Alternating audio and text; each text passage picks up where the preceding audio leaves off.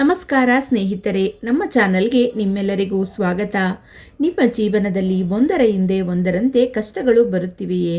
ಮನೆಯಲ್ಲಿ ಹಣ ಉಳಿಯುತ್ತಿಲ್ಲವೇ? ಉದ್ಯೋಗ, ವ್ಯಾಪಾರ, ಆರೋಗ್ಯ ಅಥವಾ ಕುಟುಂಬದಲ್ಲಿ ಅಡೆತಡೆಗಳು ಎದುರಾಗುತ್ತಿವೆಯೇ? ಹಾಗಾದರೆ ಈ ವಿಡಿಯೋವನ್ನು ಕೊನೆಯವರೆಗೂ ತಪ್ಪದೇ ನೋಡಿ. ಏಕೆಂದರೆ ಜುಲೈ 3, 2026ರಂದು ಬರುವ ಆಷಾಢ ಮಾಸದ ಕೃಷ್ಣ ಪಿಂಗಳ ಸಂಕಷ್ಟಹರ ಚತುರ್ಥಿ ಅತ್ಯಂತ ಶಕ್ತಿಶಾಲಿ ದಿನವಾಗಿದೆ. ಈ ದಿನ ಭಕ್ತಿಯಿಂದ ಶ್ರೀ ಗಣೇಶನನ್ನು ಪೂಜಿಸಿದರೆ ಎಲ್ಲ ವಿಘ್ನಗಳು ದೂರವಾಗಿ ಸುಖ, ಶಾಂತಿ ಮತ್ತು ಸಮೃದ್ಧಿ ದೊರೆಯುತ್ತದೆ ಎಂದು ಶಾಸ್ತ್ರಗಳಲ್ಲಿ ಹೇಳಲಾಗಿದೆ. ಈ ವಿಡಿಯೋದಲ್ಲಿ ಸಂಕಷ್ಟಿ ಚತುರ್ಥಿಯ ಮಹತ್ವ, ಪೂಜಾ ವಿಧಾನ, ಉಪವಾಸದ ನಿಯಮಗಳು, ಚಂದ್ರೋದಯದ ಸಮಯ, ಅರ್ಘ್ಯ ನೀಡುವ ವಿಧಾನ, ಹೇಳಬೇಕಾದ ಮಂತ್ರಗಳು, ತಪ್ಪದೇ ಮಾಡಬೇಕಾದ ಕೆಲಸಗಳು ಮತ್ತು ಈ ದಿನ ತಪ್ಪಿಸಬೇಕಾದ ಕೆಲಸಗಳು, ಇದರ ಬಗ್ಗೆ ಸಂಪೂರ್ಣ ಮಾಹಿತಿಯನ್ನು ತಿಳಿದುಕೊಳ್ಳೋಣ. ಸಂಕಷ್ಟಹರ ಚತುರ್ಥಿಯ ಮಹತ್ವ. ಸನಾತನ ಧರ್ಮದಲ್ಲಿ ಪ್ರತಿಯೊಂದು ಚತುರ್ಥಿಗೂ ತನ್ನದೇ ಆದ ಮಹತ್ವವಿದೆ. ಆದರೆ ಕೃಷ್ಣ ಪಕ್ಷದಲ್ಲಿ ಬರುವ ಸಂಕಷ್ಟಹರ ಚತುರ್ಥಿಯನ್ನು ವಿಘ್ನಗಳನ್ನು ನಿವಾರಿಸುವ ಅತ್ಯಂತ ಪವಿತ್ರ ದಿನವೆಂದು ಪರಿಗಣಿಸಲಾಗುತ್ತದೆ. ಸಂಕಷ್ಟ ಎಂದರೆ ಕಷ್ಟಗಳು, ಹರ ಎಂದರೆ ದೂರ ಮಾಡುವವನು. ಆದ್ದರಿಂದ ಈ ದಿನ ಶ್ರೀ ಗಣೇಶನನ್ನು ಆರಾಧಿಸಿದರೆ ಜೀವನದ ಎಲ್ಲ ಕಷ್ಟಗಳು ದೂರವಾಗುತ್ತದೆ ಎಂಬ ನಂಬಿಕೆ ಇದೆ. ಈ ಬಾರಿ ಬರುವ ಸಂಕಷ್ಟಿಯನ್ನು ಕೃಷ್ಣ ಪಿಂಗಲ ಸಂಕಷ್ಟಿ ಎಂದು ಕರೆಯಲಾಗುತ್ತದೆ. ಈ ದಿನ ಮಾಡಿದ ಗಣೇಶನ ಆರಾಧನೆಯಿಂದ ವಿದ್ಯೆ, ಉದ್ಯೋಗ, ವಿವಾಹ, ಸಂತಾನ, ಆರೋಗ್ಯದಲ್ಲಿ ಮತ್ತು ಆರ್ಥಿಕ ಪ್ರಗತಿ ವಿಶೇಷವಾದ ಆಶೀರ್ವಾದ ದೊರೆಯುತ್ತದೆ ಎಂದು ಪುರಾಣಗಳಲ್ಲಿ ಉಲ್ಲೇಖಿಸಲಾಗಿದೆ. ತಿಥಿ ಮತ್ತು ಪೂಜಾ ಸಮಯ. ಈ ಬಾರಿ ಸಂಕಷ್ಟಹರ ಚತುರ್ಥಿ ಜುಲೈ 3, 2026 ಶುಕ್ರವಾರ ಆಚರಿಸಲಾಗುತ್ತದೆ.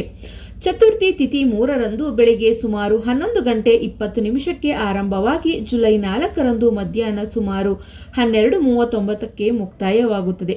ಸಂಕಷ್ಟಹರ ವ್ರತದಲ್ಲಿ ಚಂದ್ರನ ದರ್ಶನ ಅತ್ಯಂತ ಮುಖ್ಯವಾದದ್ದು. ಕಾರಣ ಜುಲೈ 3ರಂದೇ ವ್ರತ ಆಚರಿಸಬೇಕು. ಬೆಂಗಳೂರು ಸೇರಿದಂತೆ ಹಲವು ಪ್ರದೇಶಗಳಲ್ಲಿ ಚಂದ್ರೋದಯದ ಸಮಯ ರಾತ್ರಿ 9:48 ಆಗುವ ಸಾಧ್ಯತೆ ಇದೆ. ನಿಮ್ಮ ಸ್ಥಳೀಯ ಪಂಚಾಂಗದ ಪ್ರಕಾರ ಕೆಲವು ನಿಮಿಷಗಳ ವ್ಯತ್ಯಾಸ ಇರಬಹುದು. ಉಪವಾಸದ ನಿಯಮಗಳು.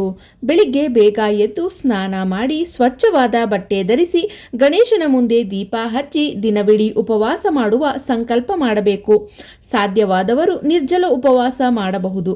ಆರೋಗ್ಯದ ಸಮಸ್ಯೆ ಇರುವವರು ವೈದ್ಯರ ಸಲಹೆಯಂತೆ ಹಾಲು, ಹಣ್ಣು ಅಥವಾ ಫಲಹಾರ ಸೇವಿಸಬಹುದು. ದಿನವಿಡೀ ಶ್ರೀ ಗಣೇಶನ ನಾಮಸ್ಮರಣೆ ಮಾಡುವುದು ಅತ್ಯಂತ ಶುಭಕರ. ಪೂಜಾ ವಿಧಾನ.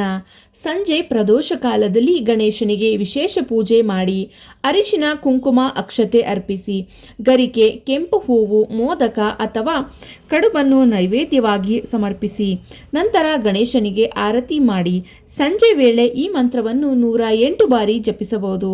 ಓಂ ಗಂ ಗಣಪತಾಯೇ ನಮಃ. ಚಂದ್ರ ದರ್ಶನ ಮತ್ತು ಅರ್ಘ್ಯ. ರಾತ್ರಿ ಚಂದ್ರೋದಯವಾದ ನಂತರ ತಾಮ್ರದ ಪಾತ್ರೆಯಲ್ಲಿ ನೀರು ತೆಗೆದುಕೊಂಡು ಅದಕ್ಕೆ ಅಕ್ಷತೆ ಮತ್ತು ಹೂವನ್ನು ಹಾಕಿ ಚಂದ್ರನಿಗೆ ಅರ್ಘ್ಯ ನೀಡಿ ನಂತರ ಗಣೇಶನಿಗೆ ಪ್ರಾರ್ಥನೆ ಮಾಡಿ ಚಂದ್ರ ದರ್ಶನದ ನಂತರವೇ ಪ್ರಸಾದವನ್ನು ಸ್ವೀಕರಿಸಿ ಉಪವಾಸವನ್ನು ಮುಗಿಸಬೇಕು. ಈ ದಿನ ಮಾಡಬೇಕಾದ ದಾನ. ಈ ದಿನ ಅನ್ನದಾನ, ಎಳ್ಳು, ಬೆಲ್ಲ, ತೆಂಗಿನಕಾಯಿ, ಬಾಳೆಹಣ್ಣು ಮತ್ತು ಬಟ್ಟೆ ದಾನ ಮಾಡಿದರೆ ಪುಣ್ಯ ಹೆಚ್ಚಾಗುತ್ತದೆ. ಬಡವರಿಗೆ ಆಹಾರ ನೀಡುವುದು ಅತ್ಯಂತ ಶ್ರೇಷ್ಠ ದಾನವೆಂದು ಹೇಳಲಾಗಿದೆ. ತಪ್ಪಿಸಬೇಕಾದ ಕೆಲಸಗಳು. ಈ ದಿನ ಸುಳ್ಳು ಹೇಳಬಾರದು, ಯಾರನ್ನು ನೋಯಿಸಬಾರದು, ಕೋಪ ಮಾಡಿಕೊಳ್ಳಬಾರದು, ಮಾಂಸಾಹಾರ ಮತ್ತು ಮದ್ಯಪಾನದಿಂದ ದೂರ ಇರಬೇಕು. ನಕಾರಾತ್ಮಕ ಮಾತುಗಳನ್ನು ಆಡದೆ ದಿನವಿಡೀ ಭಕ್ತಿ ಭಾವದಿಂದ ಇರಬೇಕು.